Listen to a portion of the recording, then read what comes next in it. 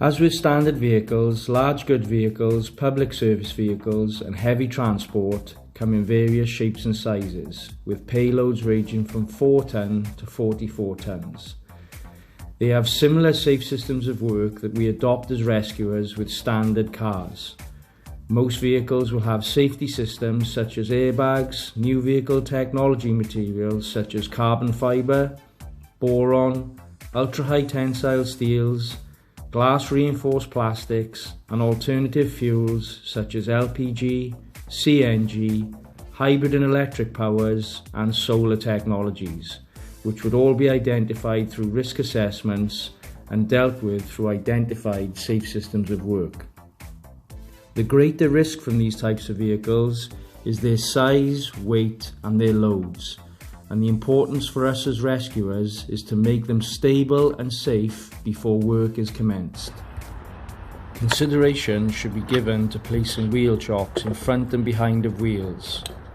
Access the cab if safe to do so and ensure the engine is isolated by removing keys from the ignition and ensuring the handbrake is on. Most vehicles will rely on air systems for brakes and suspension systems. During this access, casualty carers can create internal space creation by attempting to lower the driver's seat on air dampers or stabilising it in its position with chocks applied to the underside of the seat. Steering wheels and columns may have the ability to be moved away from the driver by locating the adjustment lever. Points to consider are on tractor units with raised axles. Once the ignition is isolated, these can lower under their own power, so ensure the area is clear. Suspension systems can be useful. If vehicles have had underrun collisions, consideration to utilising the air in the system to raise the suspension is usually on a ferryman switch or panel located in the cab. Assistance from a conscious driver would be useful in this action, as this can provide valuable space to enable underruns to be accessed or removed from the larger vehicle. If the suspension and air systems cannot be utilised, then the system needs to be drained in order to lock the braking systems. This can be achieved by pumping the foot brake until no sound of air is heard. Also, on articulated trailers there will be an emergency brake lock button positioned on the trailer chassis along its length. Also, we can disconnect the red service hose, which will lock the brakes onto the trailer. One thing to note is that once these actions have taken place, the system will not operate until air is replaced in the system by operation of the main engine. Simultaneously, trainer landing legs should be lowered to provide assistance in the stabilisation of the load. They operate on a hand crank mechanism. Once satisfied the engine and power systems are isolated, along with the braking systems, attention can then be given to the stabilisation of the vehicle. Cab stabilisation for extrication. Limited cab stabilisation can be implemented with resources and equipment that are carried on frontline water ladders. By positioning step blocks and chocks and blocks towers between the road and the chassis, this will capture movement between the chassis and the road on the suspension. Note the application of chocks and blocks towers between the top of the tyre and the underside of the tractor unit cab. This is done on both sides to limit the movement between the wheels and the cab.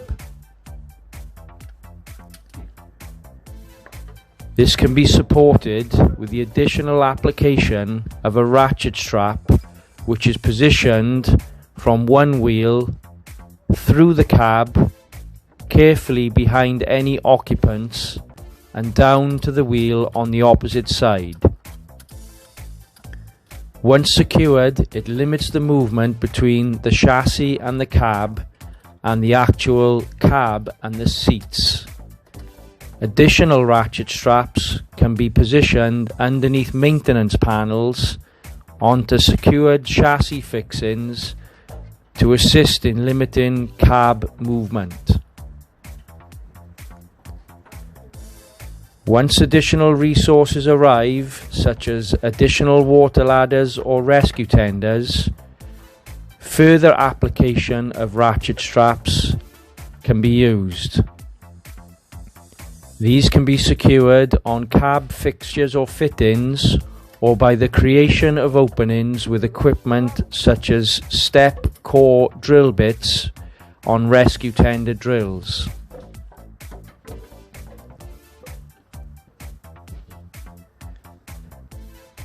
The application of this equipment will limit the movement between the cab and the suspension.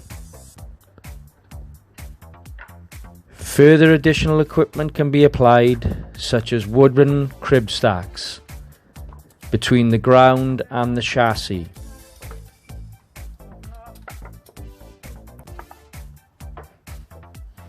Again, this will limit movement between the chassis and the road.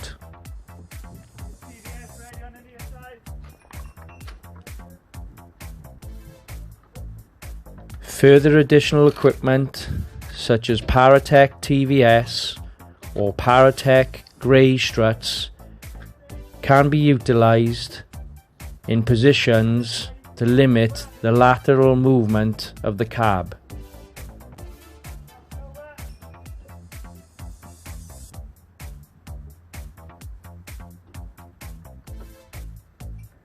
Once in position, operators can interlock the ratchets and then secure safely,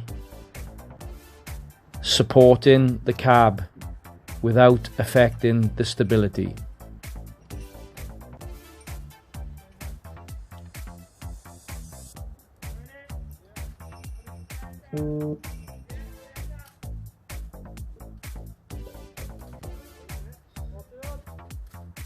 Once all the stabilisation equipment is in place and has been checked and locked off, the crew can communicate the stabilisation phase is complete and we can now move to the extrication phase.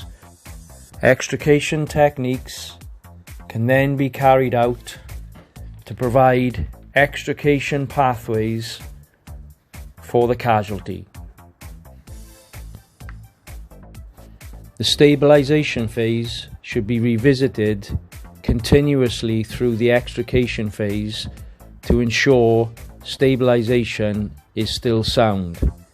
If adjustments need to be carried out, then this needs to be communicated clearly whilst the extrication is in progress.